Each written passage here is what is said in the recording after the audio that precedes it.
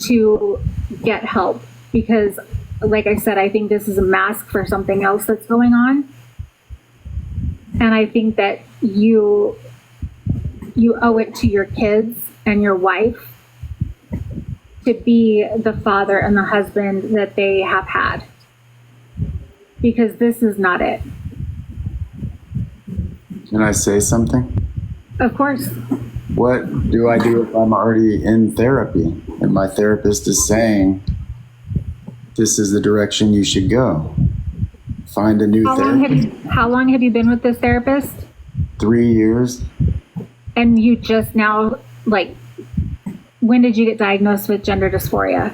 We've been discussing it from day one. So for 3 years? No, it was probably a year into it that she labeled me, I guess. She wanted to make sure before she jumped the gun, is what she said. So we got my medications correct first. Then she did a series of interviews, and then she said, you know, one day you're gonna have to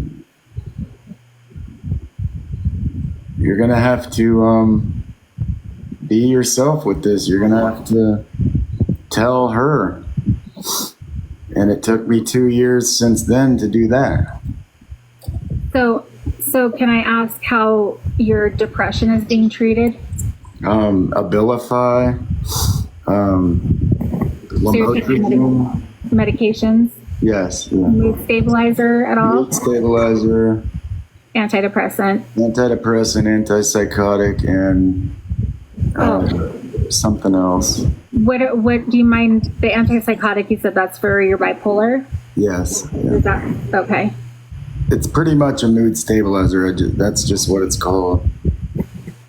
Okay. Well, I just think that you need to really think about what the implications are, because this is really, like Christy said, when your daughter is in middle school and you pick her up and you've got all your makeup and all of that on, how is that going to affect her?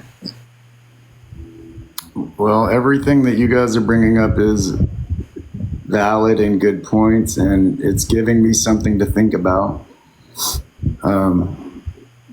It's hard because I don't know if I can go back, but at the same time, I didn't realize that I was being narcissistic or selfish. Can I ask you, are you on cross-sex hormones? Have you started the... No, it's only been 3 weeks that I've come out. Right. So nothing has changed. Really, all that's changed, Jamie, is you've got pink eyeshadow on. That's it. That's nothing. Nothing has changed. Nothing. You've just got eyeshadow on. That is it. So I'm sorry about the echoes. It's still echoing. That's okay. Go ahead, Emily. Yeah, so what I'm saying to you, like, I think it's just, I don't know obviously what's gone on in your therapy session, but one, I would like to know, has she ever tried to help you reconcile with yourself in terms of like accepting yourself, not as what you want to be, but as in like what you are? Has she ever tried to do that? Because I feel like she may be taking advantage of your mental state and has tried to give you a reason as to why you are feeling this way. And then when a professional sits in front of you and says, hey, do you know what? You've got this, that, and that. You feel like A, B, C, and D. And the reason is X, Y, Z, right? And then, am I correct in saying when she said this to you, did you feel like a weight was lifted off of you? Did you feel absolutely. like, yes, now I know something? Yeah. Yeah. So she's lying to you. She really is, right? And as I've said, right, so the verbal part of you coming out and saying, right, that I am this, and you felt like the weight has been lifted off and whatnot, you haven't even begun the cross-sex hormones part of yourself yet, but you seem to have this weight lifted off. Before you make this change permanent, I urge you to reconsider and think about it. There's nothing wrong if you want to wear makeup. If you want to do that, you go for it, right? if you want to behave or whatever it is in whatever way, as long as you're not harming others and you're staying out of the female space, you have the right to live the life that you want to live, right? Yeah. But I think it's very harmful that she's guiding you into a place. It's either that or you're lying to us, right? So it's going to be one of the two, right? And I'll take it at face value right now, because I don't know who you are. I don't know your story. I've not been around you. I don't know. So I'm not going to make any like assumptions. I have my own thoughts, but it's my opinions. It doesn't mean it's a fact. I just think that you're being lied to, and the more destructive your life becomes because of you coming out. I don't know what you've come out as. Like, there's no difference. Like, really think about it here. Nothing has changed. It's just the words that you have uttered, right? Now, the more destructiveness that causes in your life, the more you're going to have to go and see her, right? It's a shame we've lost the ethical part of our healthcare and mental health care system. They're not here. If they helped you reconcile and you sorted yourself out, you wouldn't need to go put money in her pocket anymore. Yeah. But she's disruption.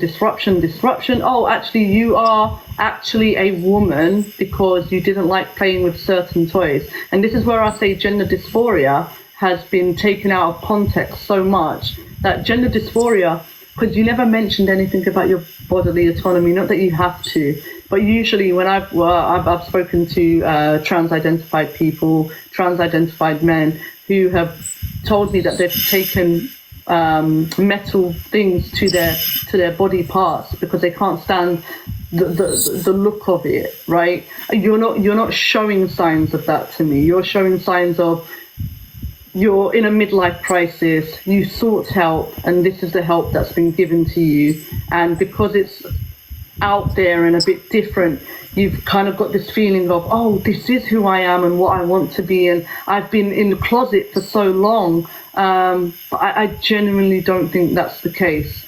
I think, not that I know you're just a man that likes a bit of makeup and you like to maybe dress up a little bit. I would advise maybe get a second opinion, because we've got a lot of this ideology, and think about it. Let's say this, right, Jamie? You said you've got a daughter. How many daughters do you have? 3 daughters and a boy. Right, okay, 3 daughters, right? So we'll go with the daughters for now. How would you feel, and think about it, how would you feel if you saw, say you wasn't you, and you saw you walking into the bathroom after your daughters? What would you think of a grown man, a man walking in behind your daughters in a female space? I would think, as a protective father, that would enrage you. Yeah.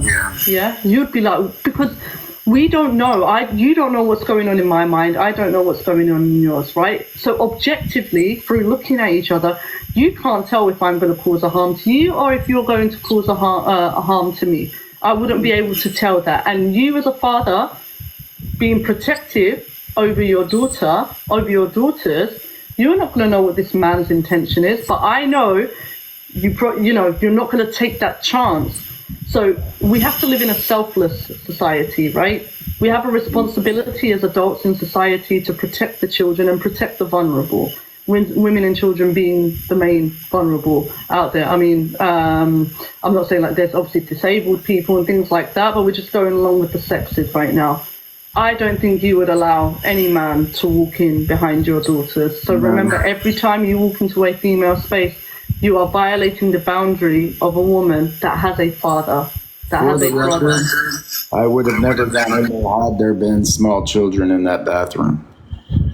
That's not the point. It's not the point that if they are in there, one, you don't know who's in there, right? And then you just walk in, right? And they're going to get afraid. Number 2, you could be just in there doing your thing, and then a child could walk in. It's designated for the female sex for a reason, because we, women, and think about it as well, Jamie, women in the past, right, our ancestors, even women in your family back in history, they fought for the rights that your daughters have today.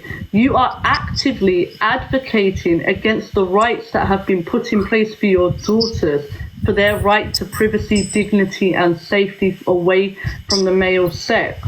Now, right, you want to live the life that you want to live, and you want to be accepted by your family.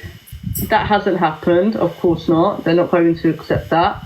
But what you are doing at the same token, you are now effectively removing your daughter's rights in law as well. So what, you're not just doing one thing, you're doing two. So if you really do love your daughters, stop using the female spaces and advocate to keep males out of their spaces, and you live your life the way you want to live it, if that's the way it's going to be. I will not. I'm not going to go in again.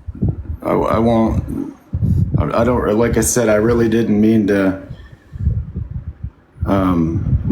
upset anybody, and I'll take the video down.